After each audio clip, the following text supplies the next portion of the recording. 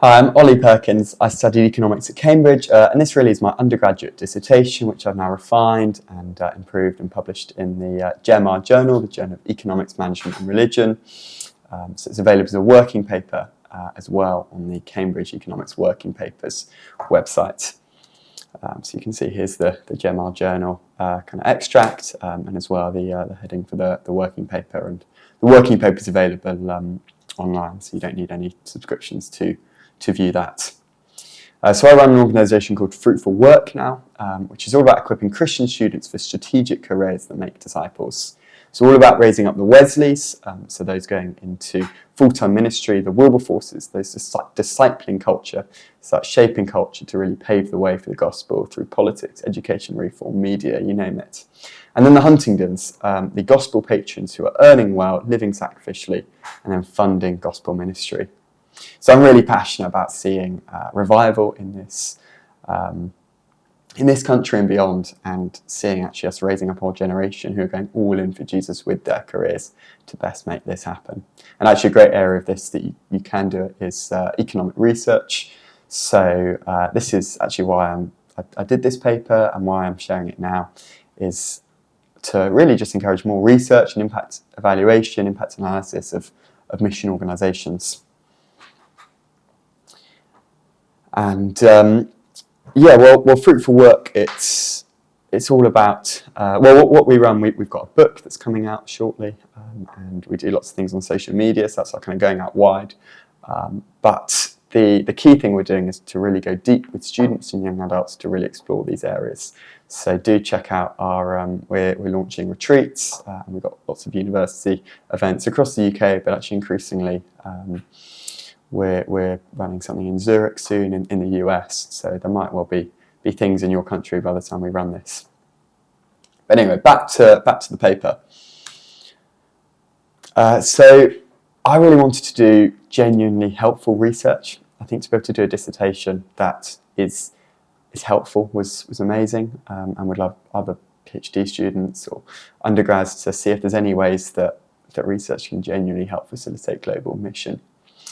So I actually visited India for 10 days to see what this church planting organisation did. I can't tell you the name on here, but you're welcome to get in touch and hear more about this organisation. But what they do is they fund church planters in rural India. They've got, I think now 1,500 or so church planters, and they fund them for 5 years, and then they cut the funding, and at that point the hope is that they've planted a church that's sustainable, so they're not going to be dependent the whole time on Western funds. They find their church planters through partnering with these POs, partner organisations, who are typically Bible schools. They've trained up them well. And I really love the organisation just as an economist. They're really cost effective, and I mean they're going out there as a trip to see, did I want to give there? Were they as good as they said they were? And they really exceeded my expectations in that. But what was particularly interesting was that actually I found most people converted due to miraculous events out there. So I think we'd see that less in the UK and the West in general. But it's absolutely not something that was ever thought about in the literature in the economics of religion, but it's conversion due to miracles. So I was keen to explore that area more, but obviously because this was a Cambridge dissertation, it had to be aimed towards a secular audience. So you'll see the kind of how I've managed to manage that dilemma. So I'm just going to go through some of the literature. I'll give you a brief overview of the field of the economics of religion. And I think the real problem with the literature is that there's just a general lack of applicability to what Christian charities or churches are trying to achieve. And there's definitely a kind of lack of research in the global south. And there's also a lack of micro-research considering religious organisations as strategic firms. So looking at the quality of the religious leaders themselves, the impact of the doctrines and the evangelism techniques. And in fact, Aya, my supervisor, Shreya Aya, in 2016 wrote the most recent and I'd say comprehensive summary of the literature in this field. So definitely take a look at that if you're interested in this. And it talks a lot about this idea of rational choice theory, which assumes individuals decide whether and what to believe by choosing the belief which maximises their utility given their initial endowments. And there's certainly flaws in this. It's definitely not the always the best way of looking at it, but I think it's something as economists we can look at, and we can model a lot of things which you perhaps wouldn't expect into the rational choice theory. So the kind of seminal paper in this area is the Azzi and M. Berg 1975 paper, which models 3 streams of benefits which affect participation in church activities. So you've got the salvation motive, which is reflecting anticipated benefits of kind of belief in the afterlife. The consumption motive, which is really just from enjoyment in church involvement. And then the social pressure motive. So this is where religious membership can increase the probability of business success. And this paper is great because it talks about affected afterlife utility, and this is then actually neglected in lots of future papers. But it assumes a constant belief in the existence of God. And actually in reality, and particularly in our Indian context, individuals change their belief as to which gods they consider to exist. And then lots of my research is based on the Durkin and Greeley 91 paper and their framework, which they argue that the choice to switch religions is shaped by the expected probabilities of an afterlife and the perceived benefits of belief. And then there's lots of other great research out there. Ironcoe in 1990 did this club goods model, which became very popular. And I now have a hoteling model as well. But actually what's interesting for the Christian context is the research is not really easy to be applied by churches and charities. It's more kind of explaining what seems to happen. So if we look at religions as firms themselves, so Fink and Stark 92 suggests that religious economies are really like commercial economies because there's a set of customers and a set of firms serving these customers. And actually the success of the firms depend on aspects of their sales representatives, their product, and their marketing techniques. And in fact, through research such as Hansing and Zhang in 2013, they explore the impact of religious doctrines, the kind of the product. There's very little research that covers the quality of the religious leaders, their kind of sales representatives as such, nor their evangelism techniques, the kind of the marketing, if we think of the managing literature. And Aya 2016, she highlights these gaps, suggests that we should integrate theories from management, marketing and media into the economics of religion. And then Miller 2002 looks at the importance of the founder's credibility through actually kind of sacrificial personal religious commitment. This isn't empirically backed, but is an interesting area. And then exploring a parallel question, but using a sample of 250 religious organisations in the US. Pierce et al. 2010 found an entrepreneurial orientation of the church is associated positively with performance. And Engelberg and al. Found that pastor quality was pivotal in fostering church growth. And this was a really interesting survey. They leveraged the quasi-random assignment of Methodist pastors to their initial churches. And they found that a pastor at the 75th quality percentile increases annual attendance growth by 3%.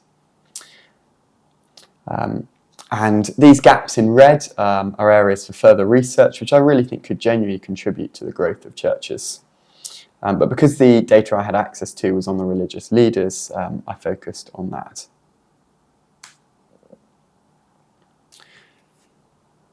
So I thought I'd talk a bit about this idea of frontier unreached people groups.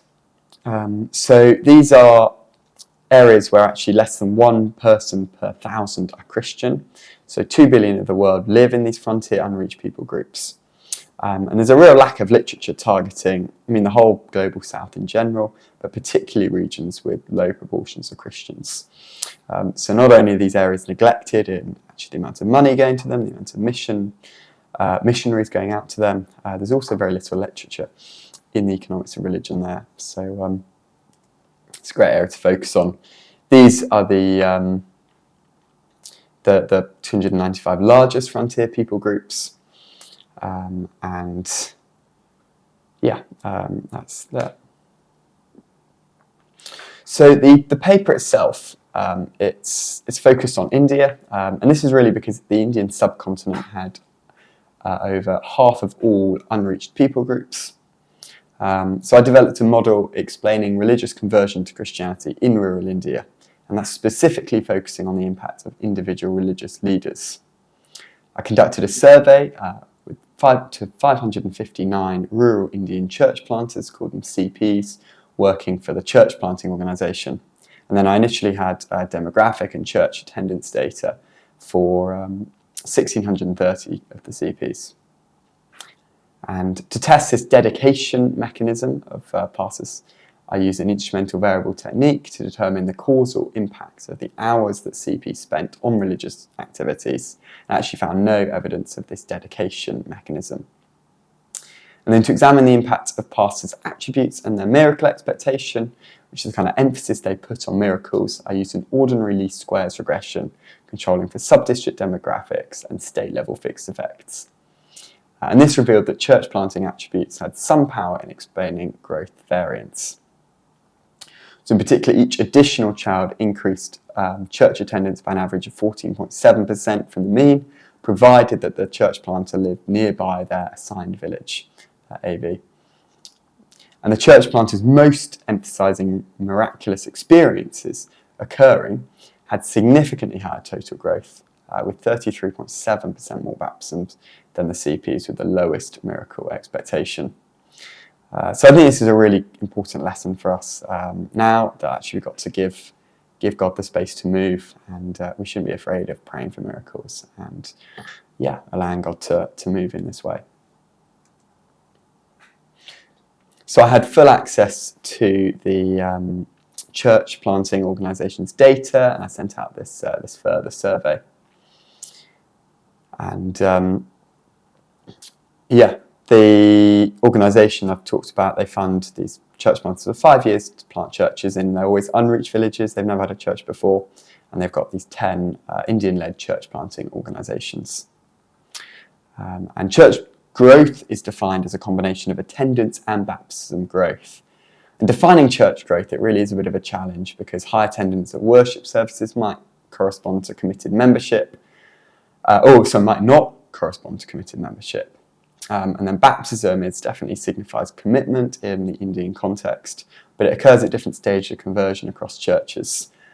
So I consider church growth to be defined as a combination of both of these. And it's also, we're unable to consider the health of churches. And the organisation I work with is beginning to survey their churches actually on this, just using a simple Bible knowledge quiz, which is going to be interesting for them as their results come out.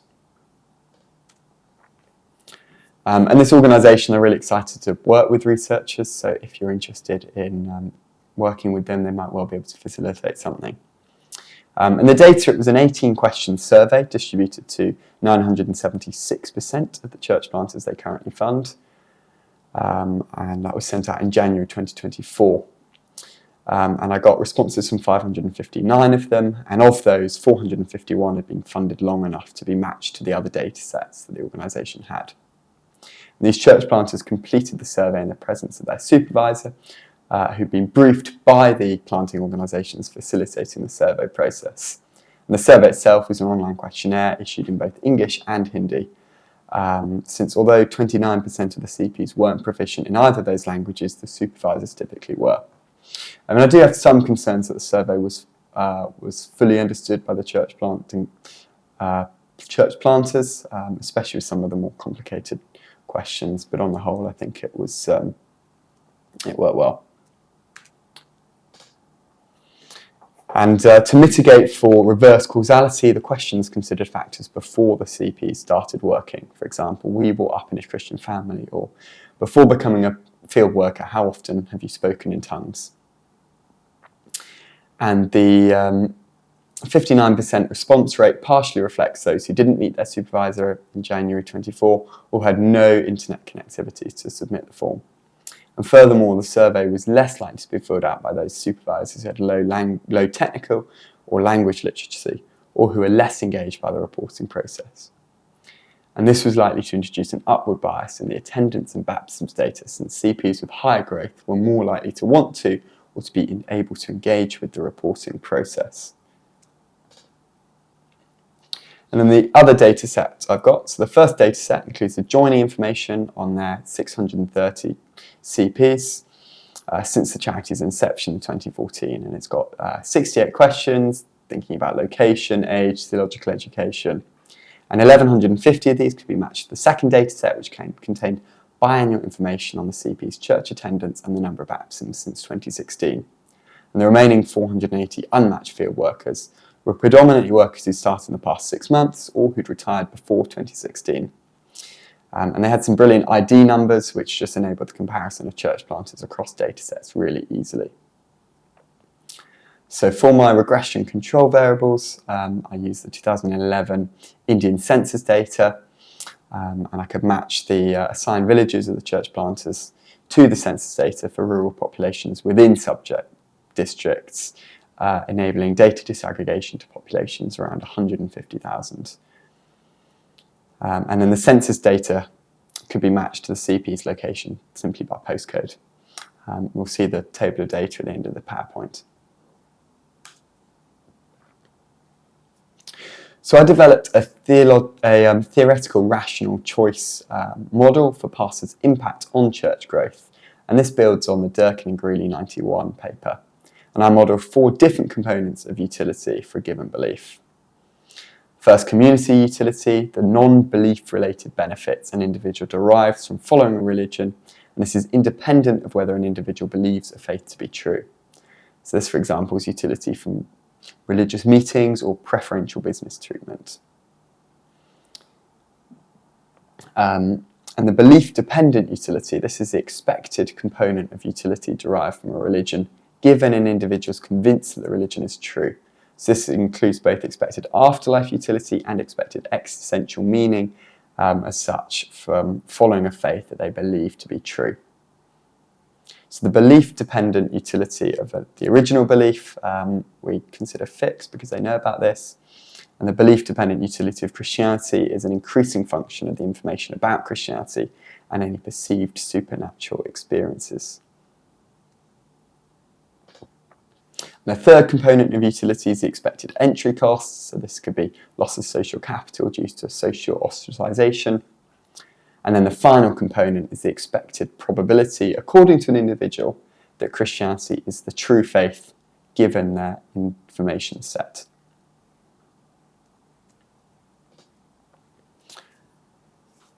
So the model takes these different factors, so it takes the expected probability that Christianity is true and multiplies it by the expected belief-dependent utility of Christianity. So we can see those blue boxes, the components in both of those boxes are multiplied together. And an individual converts when the utility of following Christianity is greater than the utility of following the original religion. So in this example, we can see that no conversion will take place. The entry costs are too kind of prohibitive for someone following the original religion to switch to Christianity on the left. But actually, say the expected probability that Christianity is true or the expected belief-dependent utility of Christianity increases. If either of those increase, then it might be that the utility of following Christianity becomes larger than the utility of following the other religion, and this is when a conversion would take place. And mathematically, this is modelled with this equation. So if we start with the right-hand side, this is the utility of following the original religion. So we can see we've got the community utility of the original belief, plus the probability the original belief is true, multiplied by the belief-dependent utility of the original belief. And conversion only takes place when the utility of following Christianity becomes greater than that. And that's modelled with the community utility of Christianity plus the probability Christianity is true times by the belief-dependent of utility of Christianity. and then minus any entry costs of conversion.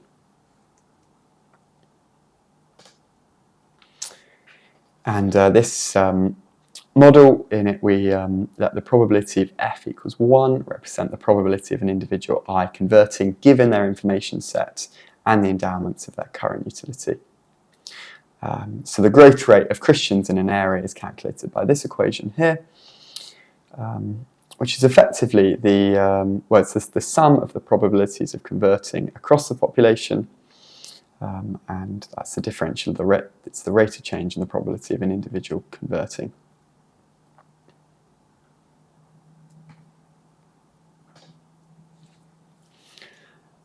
So this maths all then resulted in 3 supply-side channels affecting these components of utility. We have information about Christianity, Christian community, strength, and perceived supernatural experiences. And then these channels are modelled by 3 measurable mechanisms: leader dedication, leader miracle expectation, and leader attributes. So this first channel, information about Christianity. So individuals don't have complete information set about they don't have complete information about the set of all possible religious beliefs. So the awareness of other religions' beliefs are limited. So therefore, pastors can enhance the knowledge of Christianity, which increases the Christian community utility, the Christian belief and the Christian belief-dependent utility, as well as the expected probability an individual has that Christianity is true. So this channel is modelled to be increasing in pastor dedication and then the pastor attributes. And the pastor dedication, that's just this time spent doing religious work in their area. And the pastor attributes, that's a value increasing in the set of attributes leaders have, which improve church growth. And then we've got Christian community strength. This is popular in the literature, and this is affected by the ability of a pastor to be able to build a close community. And this is modelled to be increasing in dedication and attributes. So the third channel is the really interesting one, the perceived supernatural experiences. And the idea behind this is that perceived miraculous events give proof of religious authenticity. We see that in Stark 1996. And these perceived miraculous events increase the expected probability Christianity is true and the expected belief-dependent utility of Christianity. It's kind of secular way of looking at this is that conspicuous prayer from leaders for miracles increases attribution of unexplainable events to the Christian God. And this is influenced by your leader dedication, your leader miracle expectation. And miracle expectation is the propensity to pray for and anticipate supernatural experiences. So what were the predictions? That both the expected probability that Christianity is true and the expected belief-dependent utility of Christianity is increasing in dedication, attributes, miracle expectation, and time. And this is through the information and perceived supernatural experience channels. And the expected community utility of Christianity is to be increasing in dedication, attributes, and time through the community strength channel.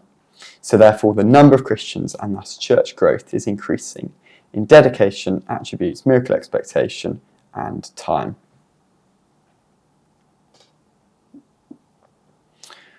So we'll skip through this quite quickly as the instrumental variables used ended up not being relevant enough. But you can read this slide if you'd like, and there's more in the paper itself.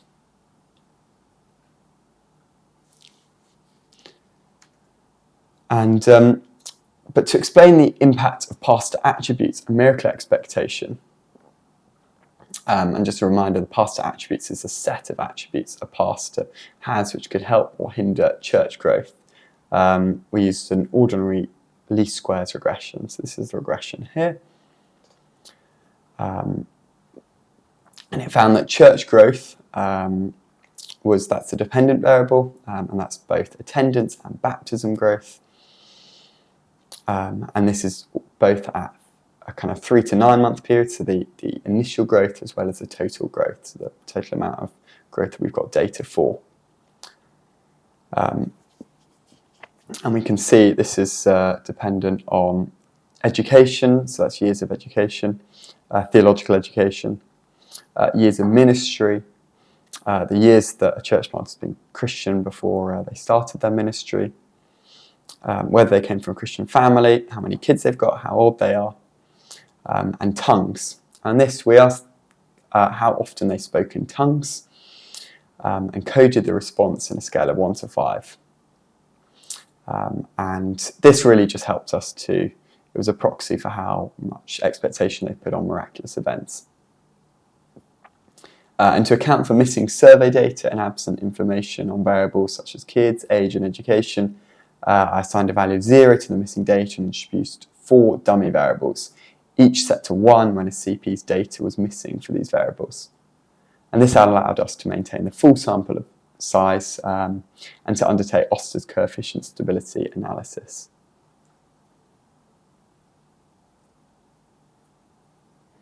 And we can see all of the data here if you want to pause. So I'll skip through the Oster bounds tests for robustness, but do have a look at this if you're interested. So results is where it gets really interesting. So as a quick summary, past attributes do affect church growth with significant F-tests. Additional children increases church growth. Being from a Christian family affects church growth. Age affects baptism growth. Theological education, years of full-time ministry, and years being Christian have no significant long-term effects. And then speaking in tongues, this proxy for miracle expectation increases church growth. So the F-tests for joint significance of attributes were significant at the 1% level for total attendance, total baptisms, and early baptisms. So this substantiates the attributes mechanism as having explanatory power. Then the number of children, this is interesting. So the increase in kids by 1 standard error, 1.62 children, on average increases total attendance by 10.9% from the mean and total baptisms by 17.3%. And this effect doubles when the sample is limited to the church planters living within 30 minutes of their assigned village, and there's no effect of kids in the subsample of those living over 30 minutes from their assigned village. And this was found to be robust under alternative specifications of controlling for partner organisations and after excluding all controls. And the negative Oster delta values suggest adding additional controls is likely to make the results even more significant.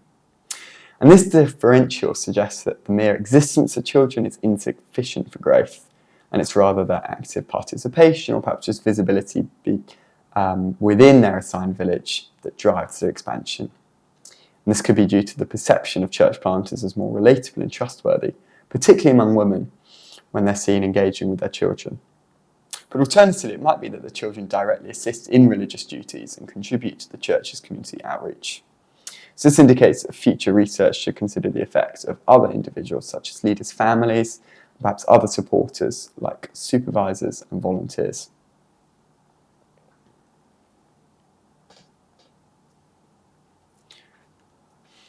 So, the church planters born into Christian families on average exhibit a decrease in early attendance from the mean by 24.1% and in early baptisms by 27%. But interestingly, this effect becomes insignificant under the total specification.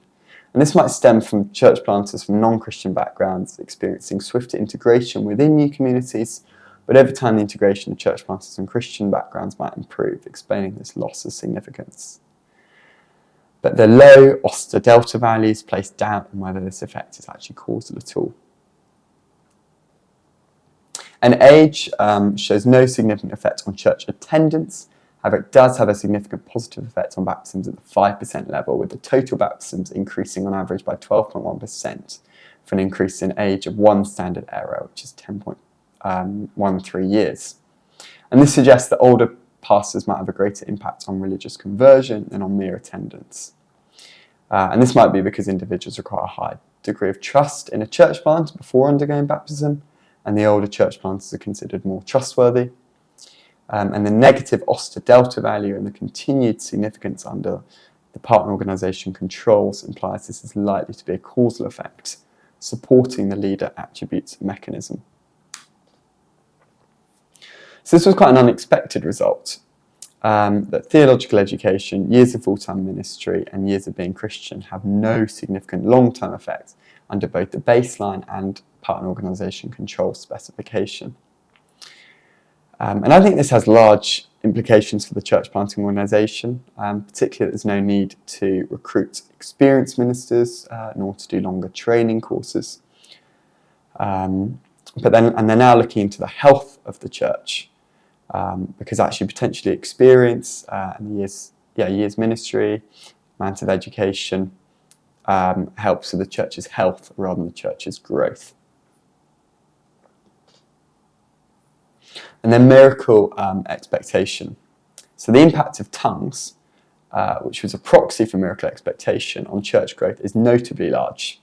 So CP who spoke in tongues at least once a week experienced on average 18% higher total attendance and 33.7% higher total baptisms than a CP who did not practice speaking in tongues. And the effect on baptisms is particularly robust, remaining significant and of similar magnitude even when controlling for POs, implying the difference is not due to denominational differences.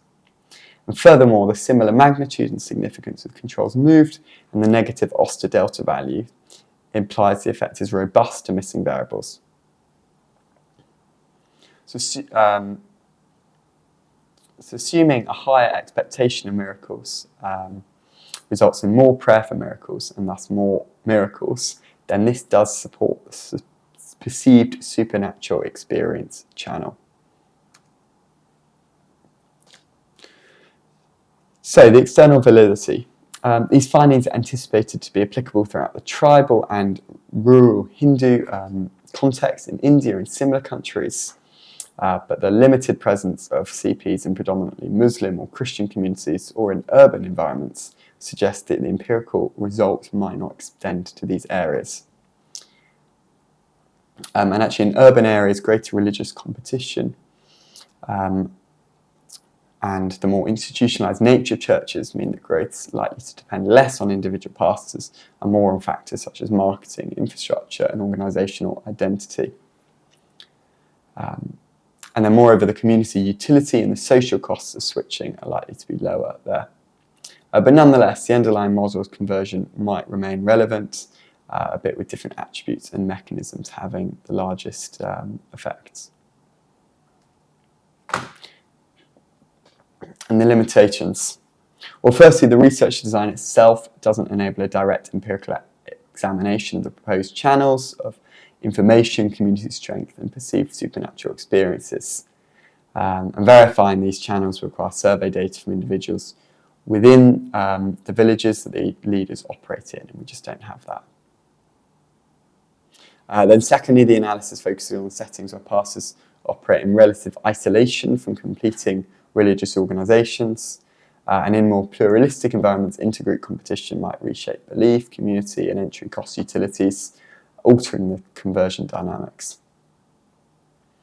And actually the influence of individual pastors may interact with that of the other religious leaders, modifying the relative salience of their particular attributes. And then due to cognitive biases, conversion is actually unlikely to be an entirely rational utility maximising decision. And this, outside the scope of the paper, but I think is a really severe limitation for this. Then there's other potential unobserved causal variables that might be correlated with leader attributes. There's sample bias too. The organisation strategically selects the villages to operate in, they're not completely random. And then the systematic bias introduced as the missing data likely correlates with some unobserved variables, likely the missing data is the church planters who are less engaged with the full reporting processes and perhaps less effective at what they're doing. And then of course church health and longer term growth is not examined. And the organisation I'm working with is now measuring the church health, but this is of particular importance when we think how we can apply this to Christian charities. So I'd really love to encourage people to do further research into the economics of religion in general. So if you're in a secular institution, this area is really relevant even in the secular world. Cambridge University have just posted, the Economics Factory have just posted all about my paper on their LinkedIn, and there's no concerns that we're investigating miracles.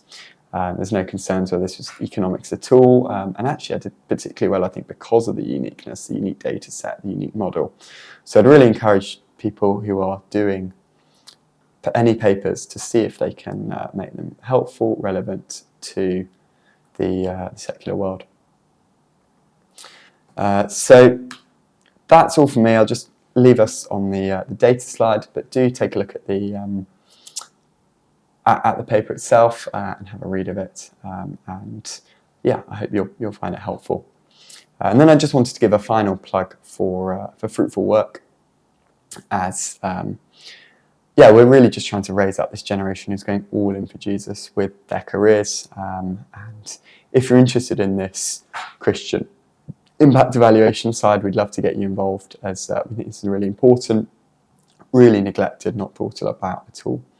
So do check out our website, and I'm just going to leave this this video on at the end, which is 1 minute intro to what we do.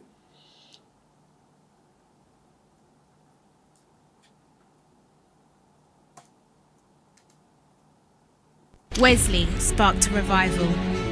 Wilberforce stood against slavery, and Huntingdon funded church plants across the nation, each making their biggest possible impact for God's kingdom. We hear the echoes of those who went before us. Theirs was a generation who lived courageously for Christ. So, what about you? We believe we've been given a mission to be sacrificial, to use our talents, to make disciples. So, what about you?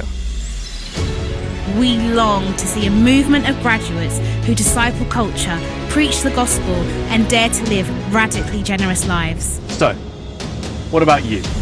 Up and down this nation, we believe God is calling His church into action, to live courageously and to use their time, money, and intelligence for His kingdom. Join us And go all in With your career for Jesus.